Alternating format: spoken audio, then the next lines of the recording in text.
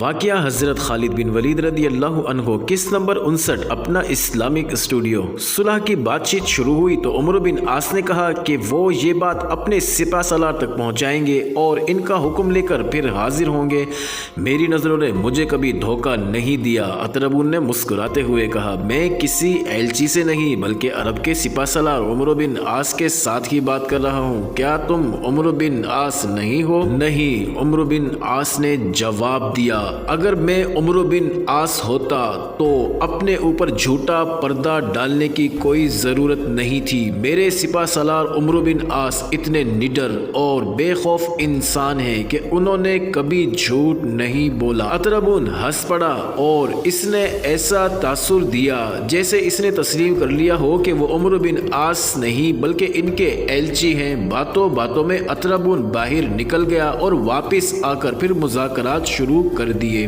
ناظرین، اطربون جب باہر نکلا تھا تو عمرو بن عاص سمجھ گئے کہ اب ان کی خیر نہیں، اب ہوگا یہ کہ انہیں پکڑ کر کال کوٹری میں بند کر دیا جائے گا یا قتل ہی کر دیا جائے گا۔ عمرو بن عاص دماغ پر زور دینے لگے کہ یہاں سے کس طرح نکلا جائے۔ کوئی صورت نظر نہیں آتی تھی۔ اگر یہ ملاقات کہیں باہر ہو رہی ہوتی تو بھاگ نکلنے کا موقع پیدا کیا جا سکتا تھا، لیکن شہر کے اندر سے نکل بھاگنا ناممکن تھا۔ آخر ایک ترکیب دماغ میں آ ہی گئی۔ عمرو بن عاص نے ایسا انداز اور رویہ اختیار کر لیا جیسے وہ اطربون کی پیش کی ہوئی شرائط مان گئے ہوں۔ انہوں نے ایسا تاثر پیدا کر دیا جیسے وہ رومیوں کی جنگی طاقت سے خائف ہوں۔ عمرو بن عاص نے اطربون سے کہا کہ وہ سپہ سالار عمرو بن عاص کے بھیجے ہوئے ایلچی نہیں بلکہ انہیں امیر المومنین حضرت عمر نے بھیجا ہے اور ان کے ساتھ 10 مشیر ہیں جو قلعے سے کچھ دور ان کا انتظار کر رہے ہیں۔ وہ اب ان کے پاس جائیں گے اور انہیں ساتھ لائیں گے اور پھر یہی فیصلہ کر دیا جائے گا کہ انہیں اطربون کی شرائط منظور ہے۔ اطربون یہ سن کر خوش ہوا کہ ایک ہی نہیں بلکہ 10 مسلمان جال میں آ گئے ہیں۔ اس نے عمرو بن عاص سے کہا کہ وہ اپنے مشیروں کو یہاں لے آئیں۔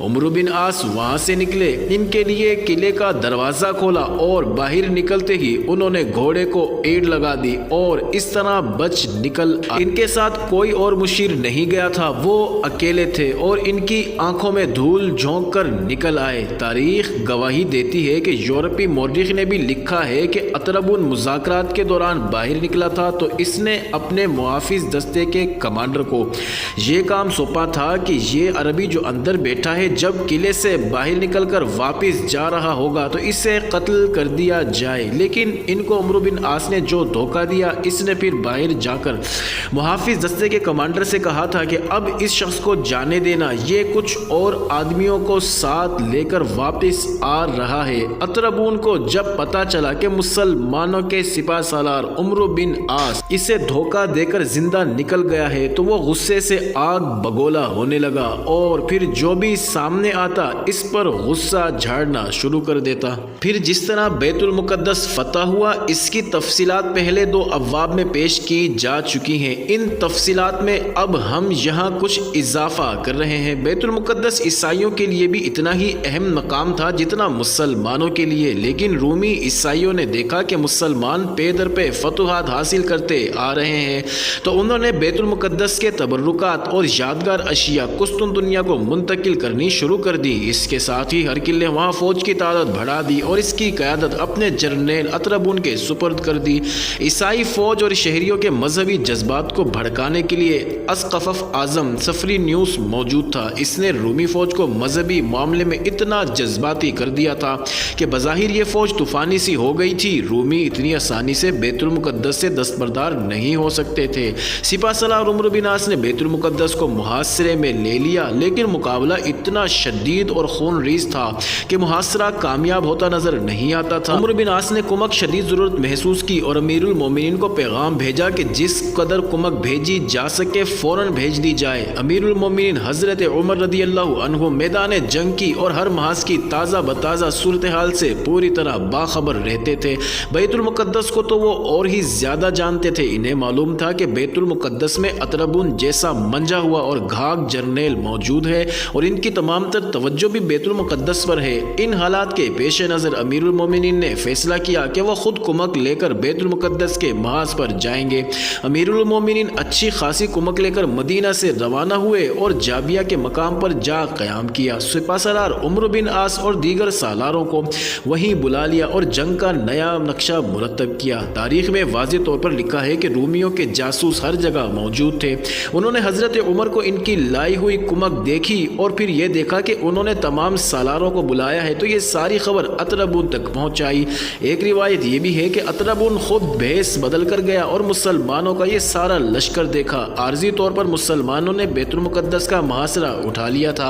एक मौजज़ा हुआ वो ये कि अस्क़फ़ आज़म सफ़री न्यूज़ ने एक एलची इस पैगाम के साथ भेजा कि हज़रत उमर खुद बैतुल मुक़द्दस आए तो सुलह का मुआहिदा किया जा सकता है। हज़रत उमर और तमाम सलार ये समझे कि रूमी जर्नेल अतरबुन इन्हें धोखा दे रहा है। बहुत सोच विचार के बाद हज़रत उमर बैतुल मुक़द्दस जाने के लिए तैयार हो गए। फिर हज़रत उमर जिस लिबास में और जिस तरह बैतुल मुक़द्दस को रवाना हुए, एक दिलचस्प अंगेज़ और ख्याल अफरोज़ दास्तान है, लेकिन यहाँ मौजू कुछ और है, इसलिए दीगर तफसीलात से हम गुरेज कर रहे हैं। इतना ही बताएंगे कि जब हज़रत उमर बैतुल मुक़द्दस दाखिल हुए तो बैतुल मुक़द्दस के एक बड़े पादरी ने इन्हें कहा कि आप शहर में दाखिल हो रहे हैं, ज़रा अच्छे कपड़े पहनिए और घोड़े पर सवार हो जाएं ताकि रूमियों की निगाह में आपकी अजमत का अंदाज़ा गलत ना हो। हज़रत उमर ने इस पादरी को जो जवाब दिया वो तारीख़ के दामन में आज तक महफूज है। अमीरुल मोमिनीन ने कहा, हमें अल्लाह ने जो इज़्ज़त बख्शी है वो सिर्फ़ इस्लाम के सदक़े बख्शी है। इस्लाम में लिबास और घोड़े इज़्ज़त और अजमत का बाइस नहीं बन सकते। हमें ऐसी चीज़ों की ज़रूरत नहीं। अजमत इंसान की होती है, लिबास और आला नस्ल के घोड़े की नहीं।